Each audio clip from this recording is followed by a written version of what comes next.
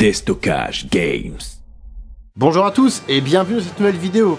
Aujourd'hui, j'ai l'honneur de vous présenter le Luger P08 de chez Trench-Airsoft.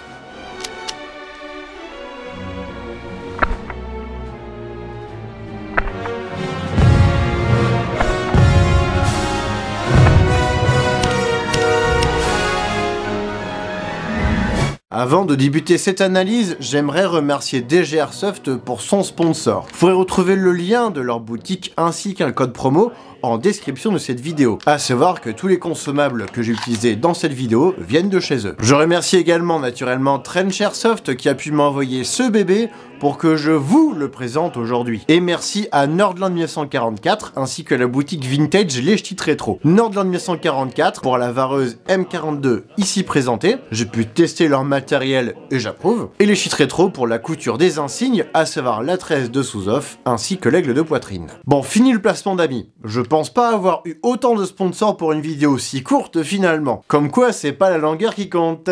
Trench-Airsoft, c'est quoi? C'est une société créée en 2020, tenue par des joueurs d'airsoft qui font également de la reconstitution au XXe siècle. Oui, je pourrais faire partie de cette entreprise, ils font pile poil ce que j'aime. J'ai déjà pu vous présenter le Mosin Nagant de leur conception d'ailleurs. Vous pourrez retrouver le lien de la review en description. Trench-Airsoft propose des répliques d'airsoft classiques, mais aussi des versions customisées avec des pièces originales adaptées. Et oui, je préfère partie de cette entreprise, je vous l'ai dit. D'ailleurs, si vous avez des challenges pour eux, n'hésitez pas à le mettre en commentaire. Ils pourront peut-être prendre certaines idées. Et Trench-Airsoft a su entendre les complaintes des joueurs portant des uniformes allemands qui ne sont pas du tout satisfaits des performances de tir du Luger P08 de chez WE en sortie de boîte. La blague récurrente, ce n'est pas un hop-up mais un hop-down. 419 Labs a tenté de régler le problème mais n'a pas dépassé le stade du prototype. Le bloc hop-up imprimé en 3D étant peut-être un peu trop souple. La réplique en elle-même coûte 95 $.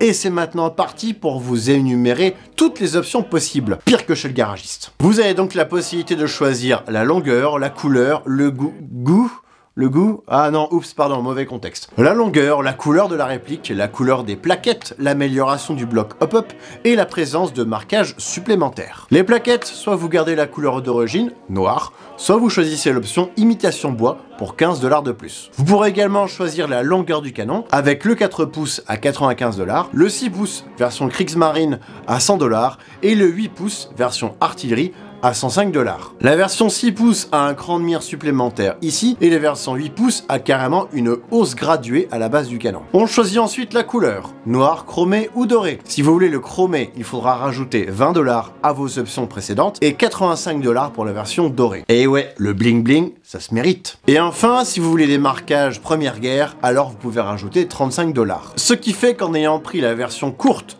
noir, avec marquage et plaquettes imitation bois, plus hop-up amélioré, j'aurais dû payer 195 $ plus 30 $ de frais de port. Bon, ça c'est si je l'avais payé. Ils ont tenu à me l'envoyer comme cadeau pour que vous, ma communauté, puissiez découvrir l'existence de ce bébé. J'ai déjà pu présenter la réplique de base il y a quelques années sur ma chaîne, vous pourrez retrouver là aussi la review complète en description, et vous pourrez retrouver cette même réplique de base pour 135 € chez DG Airsoft. On a plusieurs autres références de Luger en Airsoft, que ce soit chez KWC ou chez Umarex, mais mon préféré reste clairement le WE, même si en sortie de boîte, on va le dire, il est dégueulasse. Et oui, la peinture grise et noire ne tiendra pas sur le long terme, surtout avec les manipulations avec un holster en cuir. La version de base a quelques marquages. On a le 15 un peu partout sur le corps, ainsi que le 1915 gravé sur le dessus. Et également un Guzzi shirt qui est très dégueulasse au niveau du levier de sûreté. Mais du coup, tous les Luger ont la même tronche. D'où l'intérêt de rajouter un petit billet pour compléter le réalisme, même s'il manquerait encore quelques marquages supplémentaires pour avoir vraiment un flingue ultra réaliste. Genre des numéros de série un peu partout, ou le numéro de série sur le côté gauche, que je rajouterai à coup de chiffres à frapper assurément. Pour le prix, on a l'ajout du logo de la DWM pour Deutsche Waffen und Munitionsfabrik et les poinçons d'arsenal sur le côté droit.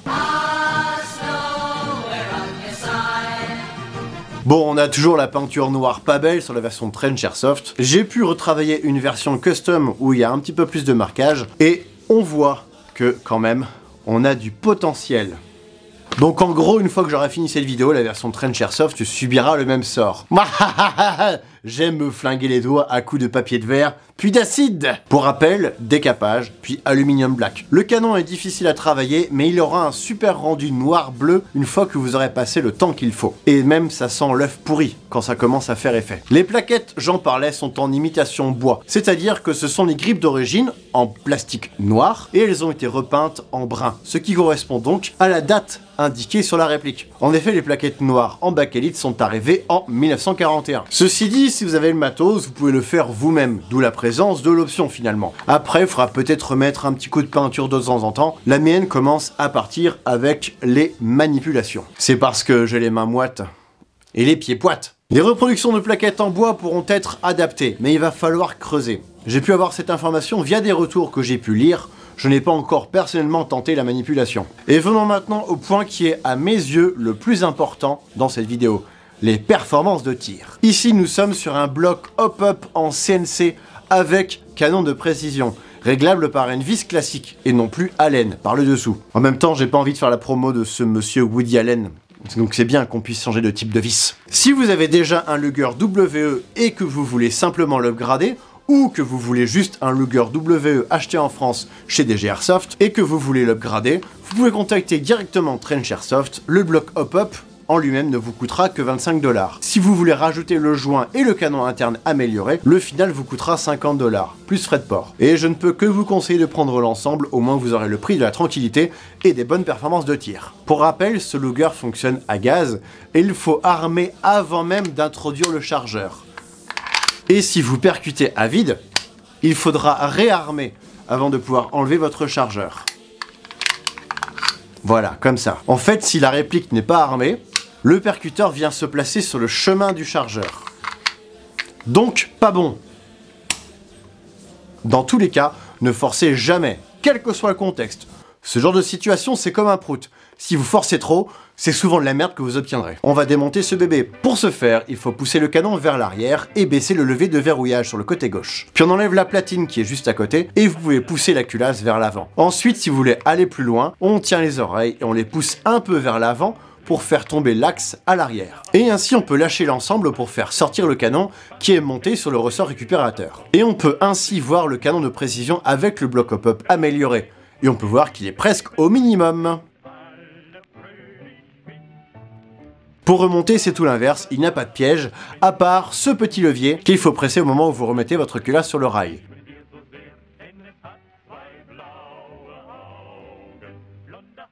Et nous allons maintenant passer au test chronie à la bille de 0,20 g.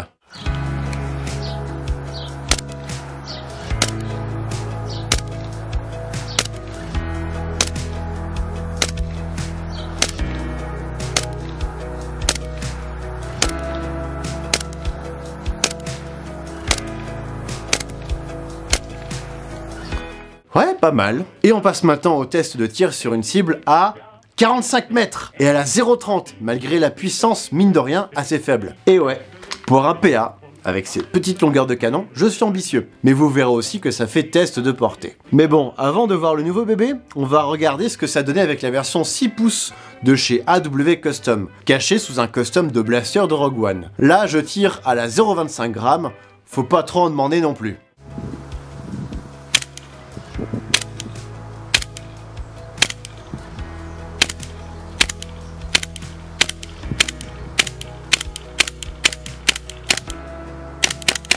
Voilà, quand je disais que c'était un up-down, c'était pas des blagues. Portée, 20-25 mètres, grand max. On va donc voir ce que ça donne avec le nouveau bloc hop-up sur ce bébé.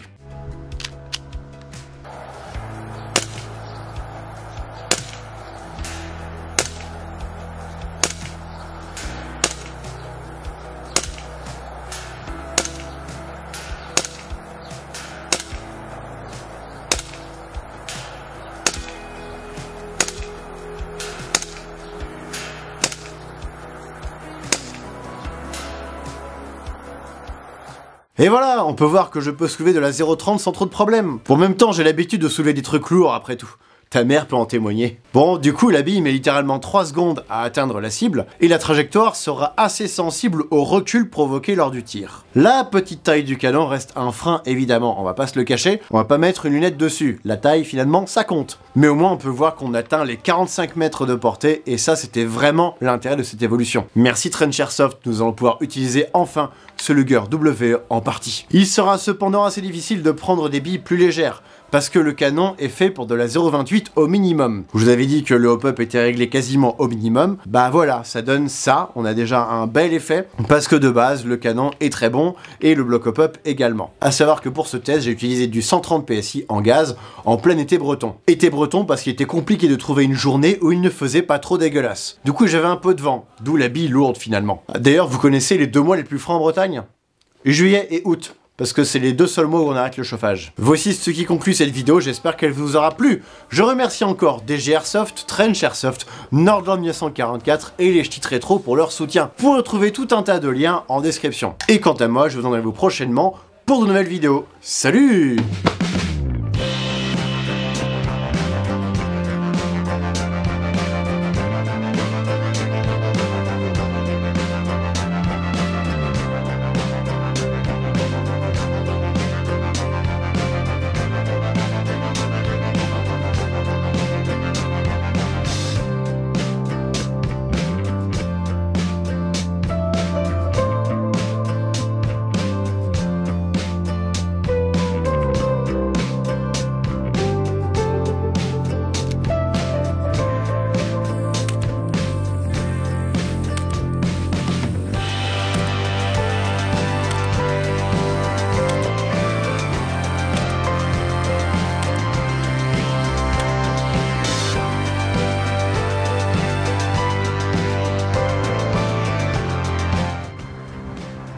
Sérieux, putain de mouche, casse-toi.